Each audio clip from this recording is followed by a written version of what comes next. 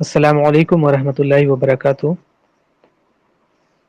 تمام قسم کی تعریفات حمد و ثنا اس اللہ رب العزت کے لیے لائق و زیبا ہے جس کے قبضے قدرت میں موت و حیات، عزت و ذلت، امیری اور غریبی، بیماری اور تندرستی اور ہر قسم کا نفع اور نقصان ہے۔ بے شمار درود و سلام ہو ذات مقدس پر جس کو تمام جہان کے رب نے تمام جہان والوں کے لیے رحمت الہدایت بنا کر مبعوث فرمایا۔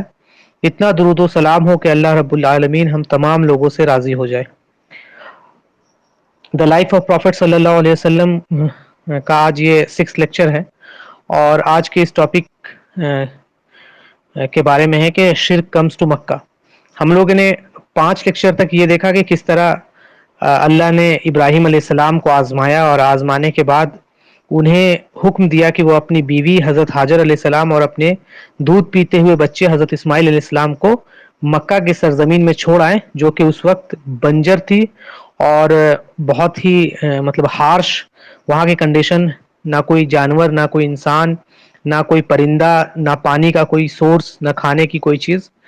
اور پھر ہم دیکھتے ہیں کہ وہ کس طرح سے صبر کا مظاہرہ کرتی ہیں، اور اس کے بعد اللہ کی مدد آتی ہے کہ ایک کنواں جس کو زمزم جس کا نام پڑا، اللہ نے جبرائیل علیہ السلام کو حکم دیا کہ وہ جا کے وہ کنواں کو وہاں کھودے۔ اور اس کے بعد ہم دیکھتے ہیں کہ ایک قبیلہ ہوتا ہے جو یمن سے آتا ہے، اور وہ قبیلہ جس کا نام ہوتا ہے جرہم قبیلہ۔ جرہم یہ نام آپ یاد رکھیں۔ وہ قبیلہ نومیڈس ہوتا ہے، وہ یمن سے باہر نکلے ہوئے ہوتے ہیں، جبکہ یمن میں باڑھ آ جانے کے بعد، جو کہ ہم لوگ نے فرسٹ اور سیکنڈ لیکچر میں دیکھا تھا، وہ جرہم قبیلہ جو ہوتا ہے وہ مکہ پہنچتا ہے، اور وہاں پر جب کبھی کہیں پہ بھی پانی کا سورس ہوتا ہے تو وہاں پر جو لائف کو اٹریکٹ کرتا ہے اپنے آپ، تو جو پرندے اور برڈس ہوتے تھے وہ اس کے بعد اوپر منڈرانے لگے۔ تو ان کے قبیلے کے لوگوں کو لگا کہ ہاں یہاں پہ پانی کا سورس ہوتا ہے، تو انہوں نے کچھ لوگوں کو بھیجا، 2 آدمیوں کو بھیجا کہ وہ جائیں اور جا کے پتہ کر کے آئیں کہ اصل ماجرا کیا ہے۔ تو اس قبیلے کے سردار نے 2 آدمی کو بھیجا، وہ گئے اور جا کے دیکھا کہ وہاں پہ ایک کنواں ہے جو پانی کا سورس ہے، زمزم ہے، اور وہاں پر ایک عورت ہے، اور عورت کے ساتھ ایک بچہ ہے۔ تو انہوں نے حضرت حاجر سے سوال کیا کہ کیا ہم یہاں سیٹل ہو سکتے ہیں، ہم یہاں پہ سیٹل ہو سکتے ہیں؟ تو کیونکہ یہ خود میں بہت اسٹرینج کوشچن ہے، مطلب اسٹرینج ان دا سینس ہمیں لگ رہا ہے کہ بہت آسان کوشچن ہے، لیکن ٹرائبلز کے سوسائٹی کو جب آپ پڑھیں گے، انالائز کریں گے، تو وہاں پر طاقت کے بل بوتے پر چیزوں کو لیا جاتا تھا۔ مطلب جس کے پاس پاور ہے، جس کے پاس طاقت ہے، اس کے پاس پاور ہے، مطلب جس کے پاس جتنا زیادہ قوت ہے وہ راج کرتا تھا اور وہ چھین لیتا تھا چیزوں کو۔ لیکن یہ بہت ہی ایک اسٹرینج کوشچن تھا، کیونکہ انہوں نے وہاں ایک عورت اور ایک بچے سے پرمیشن مانگا۔ مطلب یہ خود میں بہت اسٹرینج ہے، بلکہ وہ چاہتے تو وہ بچے کو قتل کر دیتے تھے، عورت کو پکڑ لیتے اور وہ پانی کا کنواں اپنے انڈر رکھ لیتے اور وہاں پہ حکومت کرتے۔ لیکن ایسا کچھ نہیں ہوا، بلکہ انہوں نے بہت ہی محبت سے ان سے پرمیشن مانگا کہ کیا ہم یہاں سیٹل ہو سکتے ہیں، اور جو جواب تھا وہ خود میں بہت امیزنگ تھا۔ اور وہ جواب ایسا تھا کہ ایک ایسی عورت جو کہ نہ اس کے پاس کوئی آرمی ہے، نہ اس کے پاس کوئی پاور ہے، نہ کوئی ویپنس ہیں، کوئی نہیں مدد کرنے کے لیے، لیکن وہ نیگوشیٹ کر رہی ہیں، بارگیننگ کر رہی ہیں، اور کہہ رہی ہیں کہ ہاں تم سیٹل ہو سکتے ہو، لیکن شرط ہے ایک، اور وہ شرط یہ ہے کہ اس کنویں کا مالکانہ حق وہ ہمارے پاس رہے گا، میرے پاس رہے گا، اور تم اس کنویں کو استعمال میں لاؤ، لیکن اس کا جو مالکانہ حق ہے وہ میرے پاس رہے گا۔ تو وہ لوگ تھے، وہ جو جرہم قبیلے کے تھے، وہ لوگوں نے ایکسیپٹ کر لیا اس بات کو کہ اچھا ٹھیک ہے، ہم یہاں پہ سیٹل ہوتے ہیں اور اس کا مالکانہ حق آپ کے پاس رہے گا۔ اور نبی صلی اللہ علیہ وسلم کہتے ہیں کہ مطلب دل کے اندر ہی حضرت حاجر علیہ السلام یہ چاہ رہی تھی کہ یہ لوگ یہاں پر رک جائیں، تاکہ وہ ایک سوسائٹی کی شکل میں ان کو کچھ لوگ مل جائے۔ وہ تن و تنہا تھی وہاں پہ، تو وہ بھی چاہ رہی تھی کہ یہاں پر یہ لوگ رک جائیں، اور وہ لوگ بھی چاہ رہے تھے کہ یہاں پر رک جائیں۔ تو یہ ایک ڈیل ہوا، اور ڈیل میں یہ طے پایا گیا کہ جو سورس آف واٹر ہے، زمزم ہے، وہ حضرت حاجر علیہ السلام کے ہی ملکیت میں ہوگا، اور جرہم جو قبیلہ ہے وہ وہاں پہ بسے گا۔ اور اس کے بعد اسماعیل علیہ السلام انہی کے بیچ میں بڑے ہوتے ہیں، اور جیسا کہ ہم نے پڑھا تھا کہ ابراہیم علیہ السلام کی زبان عربی نہیں تھی، نہ اسماعیل علیہ السلام کی زبان عربی تھی، حضرت حجر کی زبان عربی تھی. تو ان لوگوں کے بیچ میں، اور ہم یہ دیکھیں کہ جرہم قبیلہ جو ہے وہ اوریجنل عربس میں سے ہے، اوریجنل عربس. تو ان کے زبان کو ابراہیم اسماعیل علیہ السلام سیکھتے ہیں، اور ان کے بیچ میں پلتے اور بڑھتے ہیں. وہ لوگ بہت ہی پسند کرتے تھے اسماعیل علیہ السلام کو ان کے عادت کی وجہ سے. تو ان کو اپنی ایک بیٹی سے نکاح ان کا کرا دیتے ہیں. اور یہ شروع ہوتا ہے نبی اکرم صلی اللہ علیہ وسلم کا لینیج اسماعیل علیہ السلام سے. اب اسماعیل علیہ السلام کا نکاح ہوتا ہے جرہم قبیلے سے. جرہم قبیلہ جو کہ عرب ہے، اور اسماعیل علیہ السلام جو کہ غیر عرب ہے. غیر عرب مطلب عراق سے آئے ہیں، اور جو جرہم قبیلہ وہ عرب ہے. تو یہ عربائزڈ عرب کہلاتا ہے. ہم لوگوں نے 4 کنڈیشن آف عرب پڑھے تھے، 4 ٹائپس آف. تو یہ 3rd ٹائپس آف عرب ہے، جس کو عربائزڈ عربس کہتے ہیں، جس کو عدنانی عرب بھی کہتے ہیں. اور جو اوریجنل عرب ہے ان کو قحطانی عرب کہتے ہیں. تو یہ جو لینیج شروع ہوتا ہے نبی صلی اللہ علیہ وسلم کا حضرت اسماعیل علیہ السلام سے، کہ حضرت اسماعیل علیہ السلام کا نکاح ہوتا ہے جرہم قبیلے کی ایک لڑکی کے ساتھ. جرہم کے پاس پولیٹیکل لیڈرشپ ہوتا ہے مکہ کا، اور دھیرے دھیرے اسماعیل علیہ السلام بڑے ہوتے ہیں. اور اس کے بعد ہم دیکھتے ہیں کہ اسماعیل اسلام کے بعد مکہ کعبہ بلٹ ہوتا ہے، اور اس کے بعد اتھارٹی شفٹ ہوتی ہے. مطلب ریلیجیس اتھارٹی کبھی بھی جرہم قبیلے کے پاس نہیں رہی ہے. ریلیجیس اتھارٹی ہمیشہ ابراہیم علیہ السلام، اسماعیل علیہ السلام اور ان کے ہی خاندان میں رہی ہے. اور پولیٹیکل اتھارٹی جرہم کے پاس رہی ہے.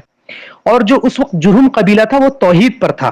مطلب وہ ابراہیم علیہ السلام نے جو توحید کے لیے دعا کی تھی اللہ سے کہ میرے جو اہل و عیال ہے وہ نماز قائم کرنے والے ہوں، وہ توحید پہ تھے. وہ جرہم قبیلے کے جتنے لوگ تھے وہ ایک اللہ کی عبادت کرتے تھے، اور نماز اور حج وہ تمام چیزیں وہاں پر ہوتی تھی.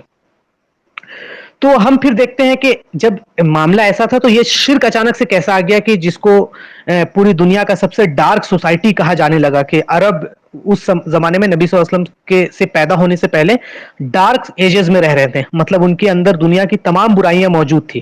تو ہم اسی کو آج پڑھنے جا رہے ہیں کہ اصل میں ایسا ہوا کیسے کہ جرہم قبیلہ جو کہ ابراہیم اسماعیل اسلام کا نکاح بھی ہوا ہے، اور وہاں سے لیڈرشپ، ریلیجیس لیڈرشپ ان کے ہاتھ میں رہی ہے. اور اس کے بعد ہم دیکھتے ہیں کہ توحید کے علمبردار ہیں. تو ایسا ہوا کیوں؟ جرہم مکہ میں بہت سالوں تک اسٹے کرتے رہے، قریب 2000 سال. اور اس کے بعد دھیرے دھیرے ان میں خرابیاں، ان میں کرپشن آنا شروع ہو گیا. یہ ہمیشہ ہوتا ہے کہ ایک لمبے ٹائم تک کوئی بھی رول کرتا ہے تو اللہ تعالیٰ پھر اسے آزماتا ہے. اور کرپشن آنا شروع ہو گیا جرہم قبیلے کے اندر میں بہت زیادہ. اور اللہ نے ان کو پھر ریپلیس کیا. اللہ نے ان جرہم قبیلے کو ریپلیس کیا خزائی سے. خزائی قبیلہ، خزائی قبیلہ اور جرہم قبیلے میں لڑائی ہوتی ہے، اور خزائی قبیلہ جو ہے وہ جرہم قبیلے کو مکہ سے باہر نکال دیتا ہے. تو اب مکہ میں کس کی حکومت آ گئی؟ وہ خزائی قبیلے کی حکومت آ گئی، جو بھی یمن سے آیا ہوا تھا. اور وہ یہاں پہ آ کے سیٹل ہو گیا. اور مکہ میں جنگ ہوئی. جنگ میں جرہم قبیلے کو انہوں نے باہر نکال دیا. اب 2 چیز انہوں نے کیا. جرہم تھے وہ جاتے جاتے 2 کام کیے. ایک کام تو انہوں نے کیا کہ مکہ میں جو زمزم تھا اس کو انہوں نے ڈھک دیا. مطلب مکہ کے زمزم کے سورس کو انہوں نے بند کر دیا، تاکہ جو خزائی قبیلہ ہے وہ اس سے فائدہ نہ اٹھا سکے. تو جرہم قبیلے نے پہلا ایک کام کیا کہ انہوں نے زمزم کے ویل کو ڈھک دیا. اور دوسرا، انہوں نے کعبہ کے اندر رکھے ہوئے جتنے بھی مال تھے، جتنی بھی دولت تھی، جتنے بھی خزانے تھے، ان تمام کو یہ چرا کے لے گئے. اور اس کے بعد پھر خزائی جو ہے وہ نئے لیڈرشپ بنے مکہ کے اندر. خزائی کے اندر ایک نیا لیڈرشپ پیدا ہوا. اور یہ وائل جو اسماعیل اسلام کے ڈسینڈنٹ تھے وہ ان کی تعداد بھی بہت زیادہ بڑھ گئی تھی، اور وہ عرب کے مختلف علاقوں میں پھیل گئے تھے. اور ایک برانچ تھا جو مکہ میں باقی تھا، ایک برانچ، اور اس برانچ کا نام ہے قریش. تو اسماعیل اسلام کی اللہ کے رسول صلی اللہ علیہ وسلم کی لینیج کیسے شروع ہوئی؟ کہ جرہم قبیلے کے ایک لڑکی سے اسماعیل علیہ السلام کی شادی ہوتی ہے، اور اس لینیج سے بہت زیادہ لینیج ہوتے ہیں. اور ایک قبیلہ اس میں سے قریش مکہ میں رہتا ہے، اور باقی تمام ادھر ادھر پھیل جاتے ہیں. قریش ون آف دا ٹرائب ہے جو کہ اسماعیل اسلام کے ڈسینڈنٹس میں سے ہے.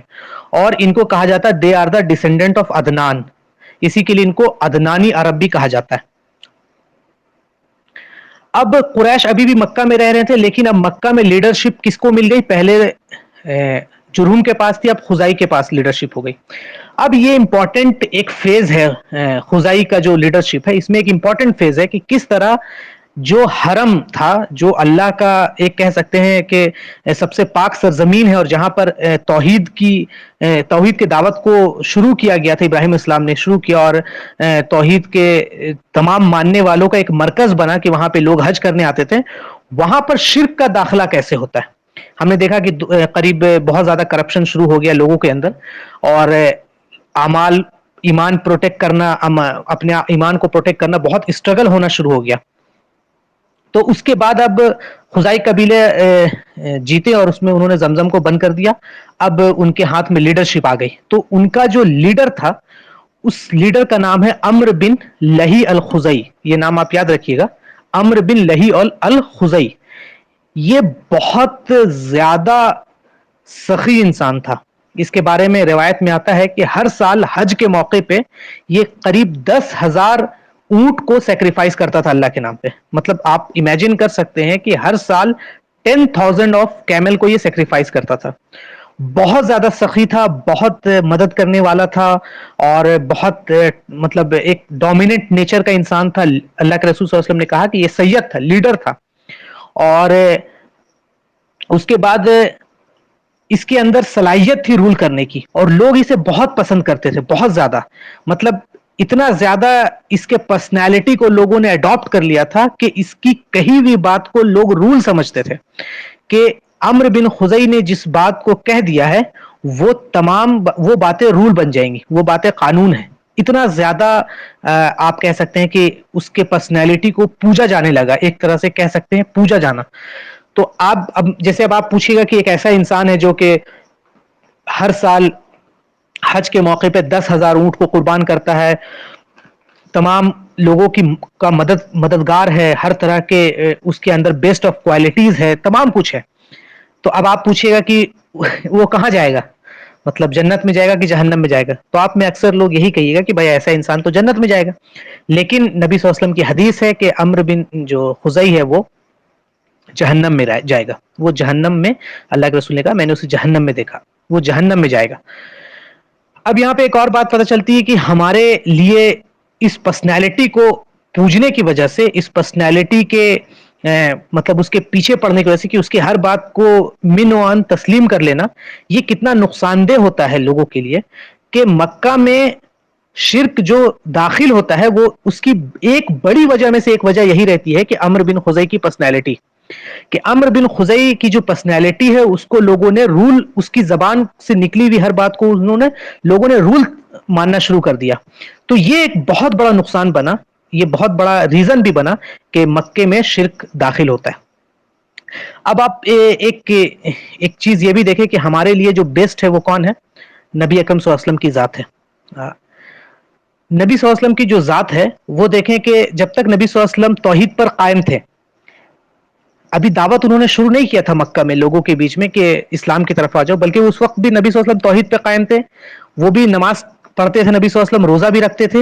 لیکن مکہ کے لوگ ان کو کیا کہتے تھے کہ یہ بہت ایماندار ہے، یہ صادق ہے، یہ بہت اچھے انسان ہیں، ان کے اچھا انسان کوئی نہیں ہے. لیکن جیسے ہی نبی صلی اللہ علیہ وسلم نے دعوت شروع کیا، امر بالمعروف اور نہی عن المنکر کا کام شروع کیا، تو وہی لوگ جو نبی صلی اللہ علیہ وسلم کو اتنے اچھے اچھے القاب سے نوازتے تھے، وہی لوگوں نے آپ صلی اللہ علیہ وسلم کے اوپر یہ مجنون ہے، نعوذ باللہ، یہ جادوگر ہے، اور یہ ساحر ہے، یہ گھروں کو گھروں سے لڑاتا ہے، یہ باپ بیٹوں میں جھگڑا لگاتا ہے. تو دیکھیں کہ ڈفرنس کہاں پہ آیا. ڈفرنس یہاں پہ کس چیز نے ڈفرنس کریٹ کیا؟ یہ امر بالمعروف اور نہی عن المنکر نے. کہ جب تک اس ریلیجیس کو، اس ایکٹ کو نبی صلی اللہ علیہ وسلم اپنے گھر میں پرفارم کر رہے تھے، تو تمام لوگوں کے لیے نبی صلی اللہ علیہ وسلم آمین اور صادق اور تمام کچھ تھے. لیکن جیسے ہی انہوں نے سوسائٹی میں آ کے اس دعوت کو عام کیا کہ دیکھو تم لا الہ الا اللہ پڑھو اور تم کامیاب ہو جاؤ گے، تم اس شرک کی غلاظت سے باہر نکلو، تم اس یہ جو تم برائیوں میں پڑے ہوئے اس برائی کو چھوڑو اور ایک اللہ کی عبادت کی طرف آؤ، تو وہی لوگ جو کل تک نبی صلی اللہ علیہ وسلم کو اتنے اچھے اچھے ناموں سے پکارتے تھے اور ان کی اتنی عزت کرتے تھے، وہی لوگ نبی صلی اللہ علیہ وسلم کے دشمن ہو جاتے ہیں. تو ہمارے لیے ماڈرن سچویشن میں، یہاں کے موجودہ زمانے میں آپ دیکھیں کہ آپ جب تک اپنے اسلامی شعار کو یا اپنی بات کو اپنے تک رکھتے ہیں، تب تک آپ لوگوں کے نظر میں بہت اچھے ہوتے ہیں. لیکن جیسے ہی آپ نے شروع کہہ دیا کہنا کہ نہیں یہ حجاب جو ہے it is a law of اللہ سبحانہ و تعالیٰ، آپ جیسے شروع کر دیتے ہیں کہ نہیں اللہ کا حق ہے کہ اللہ کے قانون کو نافذ کیا جائے، آپ جیسے ہی شروع کر دیتے ہیں کہ نہیں شریعت کا نفاذ ہونا چاہیے، آپ جیسے ہی حق بولنا شروع کر دیتے ہیں تب آپ ترنت لیبل آپ کے اوپر لگنا شروع ہوتا ہے. آپ تب تک بہت اچھے رہتے ہیں، آپ کے الائی بنے رہتے ہیں لوگ، لیکن آپ جیسے ہی حق کی دعوت کو عام کرنا شروع کرتے ہیں کہ نہیں یہ جو غلاظت آف LGBT، یہ لبرلزم کی جو غلاظت ہے یہ نہیں ہے، تو اس کے اوپر بعد آپ ایکسٹریمسٹ بن جاتے ہیں، آپ کے اوپر لیبلز لگتے ہیں، آپ ٹیررسٹ بن جاتے ہیں، آپ فنڈامنٹلسٹ بن جاتے ہیں. تو یہ ہر وقت ہوتا آیا ہے، نبی صلی اللہ علیہ وسلم کے ساتھ بھی ہوا ہے تو ہمارے ساتھ بھی ہوگا کہ کس طرح امر بالمعروف اور نہی عن المنکر کے شروع کرنے سے تمام کے تمام سوسائٹی آپ کے خلاف کھڑی ہو جائے گی. تو یہاں پہ ہم بات کر رہے تھے عمرو بن خزائی کے بارے میں، جو کہ اس وقت کا لیڈر بن گیا تھا، اور ایسا لیڈر کہ لوگ اس کی کہی ہوئی ہر بات کو من و عن تسلیم کرنے لگتے تھے. اب یہ ہوا کہ یہی وہ پہلا انسان ہے جس نے مکہ میں شرک داخل ہوتا ہے.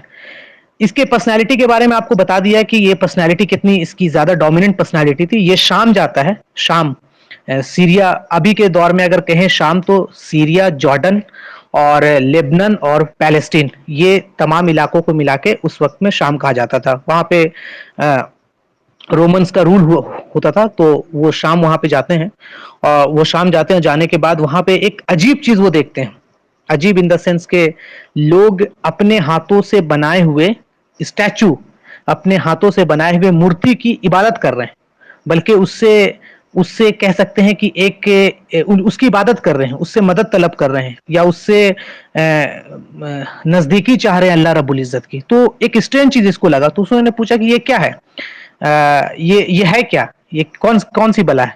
تو بتایا کہ یہ جو ہے وہ ایک حبل ہے، یہ ہم اپنے ہاتھوں سے بناتے ہیں تاکہ نزدیکی حاصل کیا جائے، یہ اللہ کے قریب ہو سکے ہم اس سے. تو اس نے اس چیز کو، اس حبل کو اٹھا کے وہ عرب لے آتا ہے. برونش اسٹون کا بنا ہوا تھا وہ حبل، اور اس کے جو اسٹرکچر ہوتے ہیں وہ ہیومن لکنگ فیس ہوتا ہے. وہ اس کو عرب لے آتا ہے، عرب لانے کے بعد مکہ کے پاس اس کو سیٹل کر دیتا ہے. اور کوئی لوگ سوال نہیں کرتے اس سے. اس کی وجہ ہے اس کی پرسنالٹی، جو ہم لوگوں نے ڈسکرائب کیا کہ اس کی پرسنالٹی ایسی ہوتی ہے کہ لوگ اس کی ہر بات کو من و عن تسلیم کر لیتے ہیں. تو وہ لا کے اس کو سیٹل کرتا ہے، تو وہاں پہ بہت زیادہ سوال نہیں کھڑا ہوتا ہے، بلکہ دھیرے دھیرے دھیرے دھیرے دھیرے دھیرے یہ جو چیز تھی وہ عام ہوتے جاتی ہے لوگوں کے اندر. اب ایک جو حبل سنگل بت تھا، اب یہ جتنی بار جاتا اتنی بار چینجز کرتے لاتا. اب ہوا کہ پہلے ایک بت انسٹال کیا گیا، اب ہوا کہ ہر گھر میں ایک چھوٹے چھوٹے بت تراش تراش کے ہر گھر میں دے دیا گیا. یہ سب اپنا اپنا بت ہے، یہ سب آپ کا اپنا اپنا بت ہے، اس کو استعمال کریں. اب آپ دیکھیں یہاں پہ کہ یہ شرک بہت آسانی سے وائڈ سپریڈ ہوا، شرک بہت آسانی سے پھیلتا ہے، اور توحید بہت ٹف ہوتا ہے پھیلانا، کیونکہ شرک میں لذت ہے، دنیاوی لذت ہے، شرک میں آسانی ہے، شرک میں اپنے نفس کی غلامی ہے. تو انسان بہت اچھے سے ایکسپٹ کرتا ہے، پھر انسان کے من کی چلتی ہے. مشرک ہمیشہ کسی بھی چیز کو کوئی بھی غلیظ چیز کو ترنت ایکسپٹ کر لیتا. اس کی وجہ ہے کہ اس کے پاس کوئی ڈیوائن لا نہیں ہوتا ہے، کوئی ڈیوائن گائیڈنس نہیں ہوتا ہے. اور توحید کو ایکسپٹ کرنا بہت مشکل ہوتا ہے، توحید کو پھیلانا بہت مشکل ہوتا ہے. اس کی وجہ ہے کہ توحید قربانی مانگتی ہے. توحید پھر کہتی ہے کہ آپ کو برات کرنی ہوگی چیزوں سے. توحید پھر آپ کو آپ کے لیے مصیبت کھڑی کرتی ہے. مصیبت ان دا سینس کہ پھر آپ دنیا کے خلاف ہوتے ہیں. آپ اس زمانے میں تمام رائج جتنے بھی آئیڈیالوجی ہوتے ہیں ان کے خلاف آپ کو کھڑا ہونا پڑتا ہے. جتنی بھی آئیڈیالوجی ہوگی جو اس وقت توحید کے خلاف کھڑی ہوگی، وہ آپ کے سامنے آ کے، آپ کے مد مقابل آ کے آپ سے بھیڑے گی. تو شرک پھیلنا اور پھیلانا بہت آسان ہوتا ہے. آپ دیکھیں کہ آپ ایک چلتے پھرتے راستے میں ایک پتھر لائیں، اس کو بہت اچھے سے سجا دے اور اس کو رکھ دے، 4 دن کے بعد وہ ایک مندر بن جائے گا، اور اس میں لوگ پوجا کرنا شروع کر دیں گے. آپ اس کے لیے کوئی کہانی گڑھ دیں کہ یہ قبر ہے، اس کے جو رہنے والے تھے وہ بہت 1000 سال ہے، ان کے ایسے ایسے کارنامے ہیں، 10 کتابیں لکھ دیں. آپ دیکھیے کتنی آسانی سے وہ چیزیں مارکیٹ میں پھیلے گی. لیکن آپ توحید کے لیے کتنی محنت کرتے ہیں وہ خود جانتے ہیں، جو لوگ محنت کرتے ہیں، کہ بہت محنت کرنے کے بعد بھی اللہ ماشاء اللہ 2 سے 4 یا 5 10 لوگ سے زیادہ آپ کے سپورٹ میں نہیں آتا ہے. تو توحید کا راستہ بہت ڈیفیکلٹ راستہ ہے، اور شرک کا راستہ بہت آسان راستہ ہے. تو ابن خزائی جو تھا اس کے پرسنالٹی کے ورشپ کرنے کی وجہ سے لوگوں نے شرک کو ایکسپٹ کر لیا. لیکن ہمارے لیے کیا ہے, پاپولر پرسنالٹی ہمارے لیے معنی نہیں رکھتا ہے کہ کسی کے 10 ملین فالوور ہے یا 50 ملین فالوور ہے, وہ کوئی بات کہہ دے تو ہمارے لیے وہ دلیل نہیں بن جاتا ہے. ہمارے لیے دلیل وہی بات بنے گی جو قرآن اور حدیث کے ساتھ ہوگی یا اس کے باؤنڈری کے اندر ہوگی.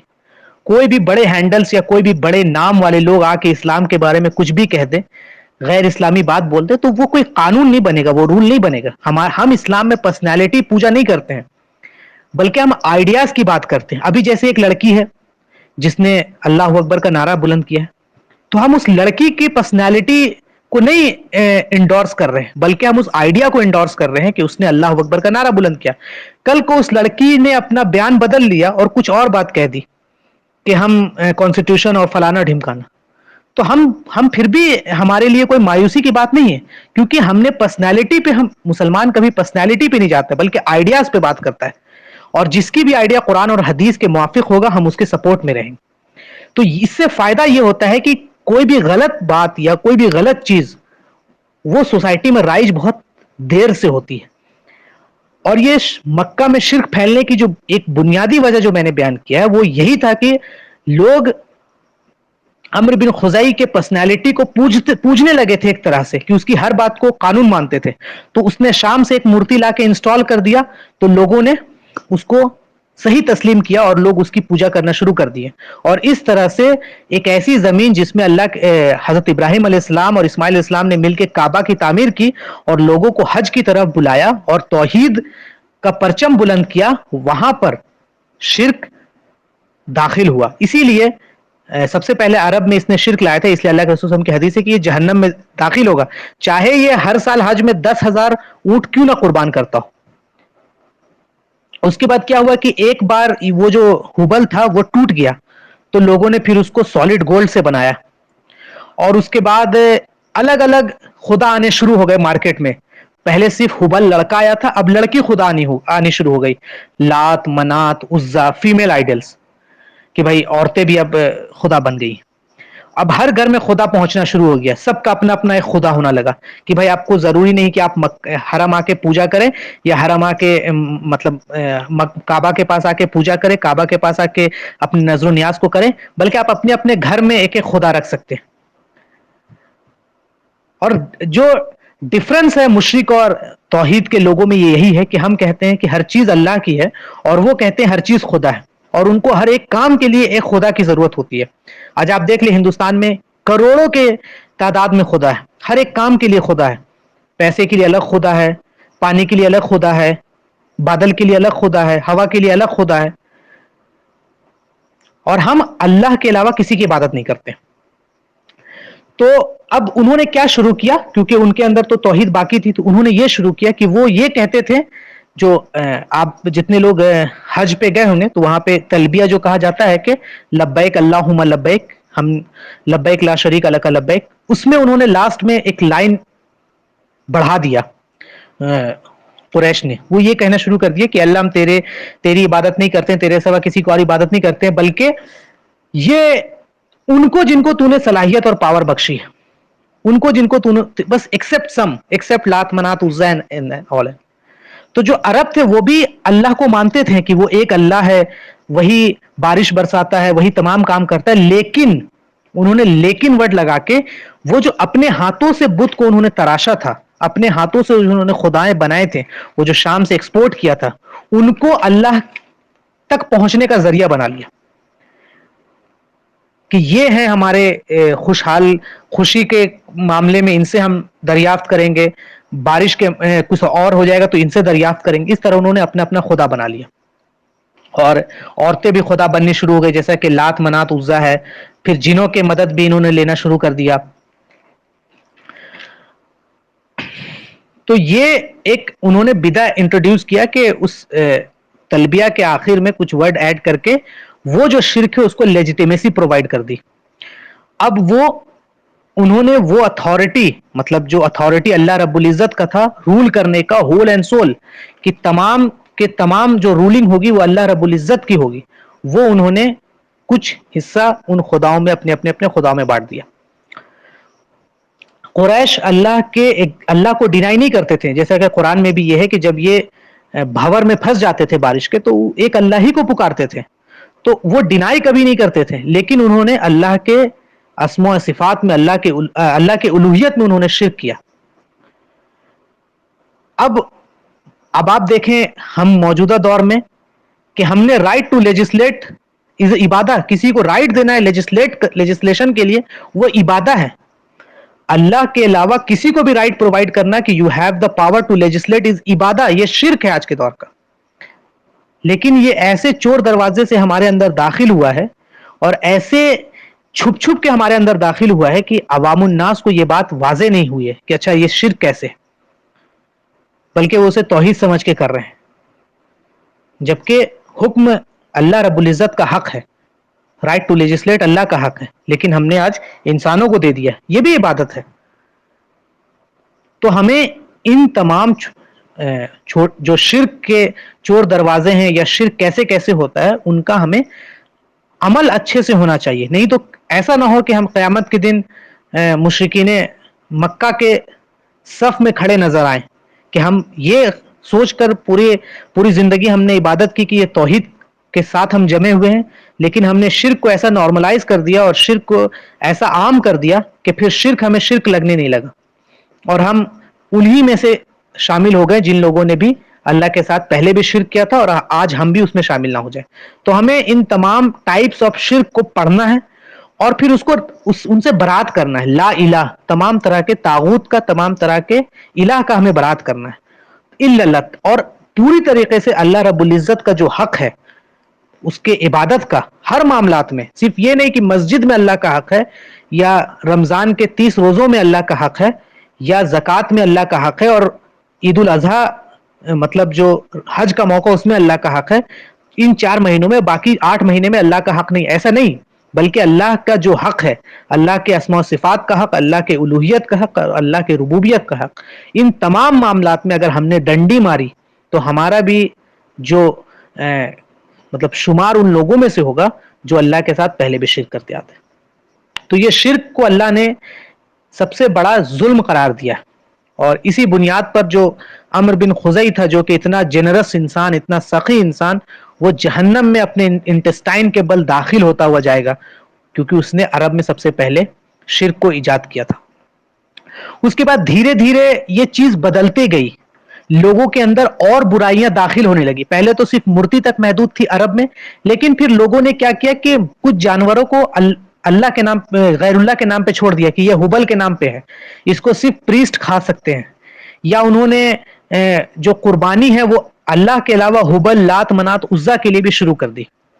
اس کے بعد چھوٹے چھوٹے خدا بننے شروع ہو گئے، ہر قبیلے کا اپنا خدا، 360 قبیلہ 360 خدا، ہر انسان کا اپنا خدا، امیروں کا اپنا خدا، غریبوں کا اپنا خدا، اس طرح کے شرک پھیلتا گیا۔ تو اصل میں جو سب سے بڑی برائی اس زمین پر ہے، اچھا ہمیں رائٹس نہیں مل رہا ہے، وہ بالکل ایک ظلم ہے، ہمیں لنچ کیا جا رہا ہے، وہ بالکل ایک ظلم ہے، ہمیں ہماری عورتوں کو ستایا جا رہا ہے، وہ بالکل ایک ظلم ہے، لیکن ان تمام ظلموں میں جو سب سے بڑا ظلم ہے وہ شرک ہے، جس کو اللہ نے کہا کہ یہ شرک جو ہے وہ ظلم عظیم ہے، یہ عظیم ظلم ہے، دا گریٹسٹ آف دا ظلم۔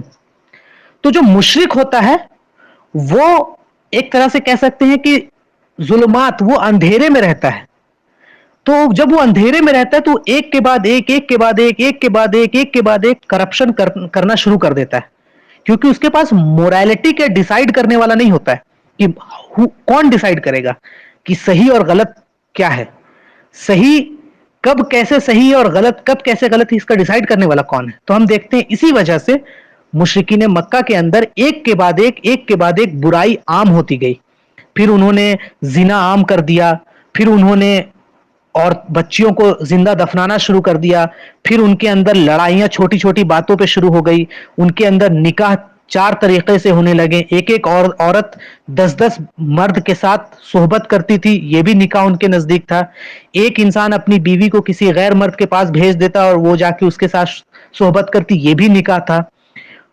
حقوق کی کوئی پاسداری نہیں تھی. تو جب انسان شرک کی غلاظت میں گھستا ہے تو پھر اس کو نور نہیں رہتا اس کے پاس, وہ ظلمات میں چلا جاتا ہے, پھر وہ برائی اور برائی اور برائی اور برائی کی دلدل میں پھنستا جاتا ہے. تو جو وہ شرک عمرو بن خزائی نے شروع کرایا تھا, اس نے عرب کے سوسائٹی کو سب سے کرپٹ سوسائٹی بنا دیا. اور ہم آج دیکھتے ہیں کہ ڈیوائن گائیڈنس اگر نہیں ہوگا تو ظلمات ہی ظلمات ہوگا, اور ڈیوائن گائیڈنس صرف اور صرف اللہ رب العزت کے قانون میں ہے, قرآن اور حدیث میں ہے. آج کا جو دور ہے جس کو سید قطب رحمت اللہ علیہ نے جاہلیت سے کہا ہے, کہ جو دور مکہ میں پری محمد صلی اللہ علیہ وسلم تھا, پری اسلامک ایرا تھا, وہی دور آج بھی ہے, کیونکہ اس زمانے میں بھی شرک عام تھا اور آج بھی شرک عام ہے. یہ 5 وقت کے نماز پڑھ لینے سے اور سال میں ایک بار حج کر لینے سے یا روزے رکھ لینے سے یہ نور والا معاملہ نہیں بن جائے گا. یہ بھی جاہلیت کا دور ہے, یہ بھی جاہلیت ہے, کیونکہ یہاں بھی شرک کی حکومت ہے. یہاں بھی حلال اور حرام کوئی اللہ کے دین کے مطابق فیصلے نہیں ہوتے, بلکہ شرک کے مطابق میں فیصلے ہوتے ہیں. تو جب ظلمات بڑھتا ہے تو ظلمات خود میں از اے پروڈکٹ آف شرک. آپ دیکھیں کہ ایک رپورٹ آئی تھی بی بی سی کی کہ ہندوستان میں 132 ولیجز ایسے ہیں جہاں پہ صرف بچے ہیں, صرف لڑکے پیدا ہوئے ہیں, کوئی لڑکی نہیں ہے. کیا کیا گیا؟ ان کو مار دیا گیا. یہ وہی کام ہے جو مشرکین عرب کرتے تھے, اپنی بچیوں کو دفن کرنا. آج بھی فیمیل انفینٹیسائڈ کے نام پہ یہ مشرکین یہ کام یہاں پہ بھی کر رہے ہیں. چائنا میں 1960 میں جو مرد اور عورت کا برتھ ریٹ تھا وہ سیم تھا, بہت زیادہ ڈفرنس نہیں تھا. لیکن 2020 میں 119 لڑکے پہ 100 گرلس بن گئی, اور 24 ملین ایسے مرد ہیں چائنا میں جن کو کوئی بیوی نہیں ملے گی, مطلب اگر ایک ایک شادی ہوئی تو وہاں پہ کس کی حکومت ہے؟ وہاں پہ کون سی آئیڈیالوجی راج کر رہی ہے؟ وہاں پہ بھی ظلمات ہے, وہاں پہ سیکولرزم ہے. کہ چائنا میں جو ریلیجن ہے وہ کوئی کرسچینٹی یا ہندوازم نہیں ہے, بلکہ سیکولرزم ہے, ایتھزم ہے. اسٹالن نے, اگر دیکھا جائے کہ دنیا میں سب سے زیادہ کس نے انسانوں کا قتل عام کیا تو اسٹالن نے کیا ہے. وہ کس ریلیجن کو مانتا تھا؟ وہ سیکولرزم, ایتھزم کو ماننے والا تھا. کیوں؟ کیونکہ یہ ظلمات کیوں آیا؟ کیونکہ ان کے پاس ایک ڈیسائیڈنگ فیکٹر نہیں ہے, ایک ڈیوائن گائیڈنس نہیں ہے, جو کہ صرف ہمارے پاس ہے کہ صحیح کیا ہے اور غلط کیا, اس کا ڈیسائیڈ کون کرے گا. تو ہم کہتے ہیں کہ ہمارے پاس ایک بیسڈ گائیڈنس ہے جس کو ہم قرآن اور اللہ کے رسول صلی اللہ علیہ وسلم کی زندگی کو کہتے ہیں, کہ حرام اور حلال کی تمیز ہمیں قرآن اور حدیث سے ملے گی. اور جہاں پہ بھی اس چیز کو مس کیا جائے گا, جہاں پہ بھی ایبسنس آف قرآن اور حدیث ہوگا, ان تمام جگہوں پہ ظلمات ہوگا, اور وہاں پہ ظلم ہوگا, وہاں پہ بربریت ہوگی, وہاں پہ قتل عام ہوگا, وہاں پہ عورتوں کے حقوق کو چھینا جائے گا, وہاں پہ ہر طرح کی برائی عام ہوگی, عورتوں کو فیمیل انفینٹیسائڈ ہوگا, تمام طرح کی برائی عام ہوگی. آپ دیکھیں ٹرائبل ایریا اس وقت میں ان کے پاس اللہ کا گائیڈنس نہیں تھا, تو لا ہر انسان کے لیے الگ ہوتے تھے. آج بھی دیکھیے الگ ہے, کہ مسلمان ہے تو وہ جیل میں سڑے گا, لیکن اگر وہ ان کے ریلیجن کا ہے, یا کوئی پیسے والا انسان ہے, یا کوئی ایم ایل اے اور ایم پی ہے, تو ان کے لیے الگ قانون ہے, اور وہ ترنت باہر آ جاتے ہیں جیلوں سے, اور ان کے تمام چیزوں کو حل کر دیا جاتا ہے. اس کی وجہ یہ ہے کہ یہ ظلمات ہے, یہ شریعہ کا ایبسنس ہے. تو یہ شرک جہاں جہاں پہ بھی آئے گا, شرک جہاں جہاں پہ بھی رائج ہوگا, شرک جہاں جہاں پہ بھی رولنگ پاور میں آئے گا, وہاں وہاں ظلمات ہوں گے, وہاں وہاں آپ کہیں کہ برائیاں عام ہوگی, اور طرح طرح کی برائیاں عام ہوگی. تو یہی شرک جو شروع ہوا تھا مکہ میں, اس نے پورے عرب کو سب سے کرپٹ, سب سے ڈارک سوسائٹی بنایا.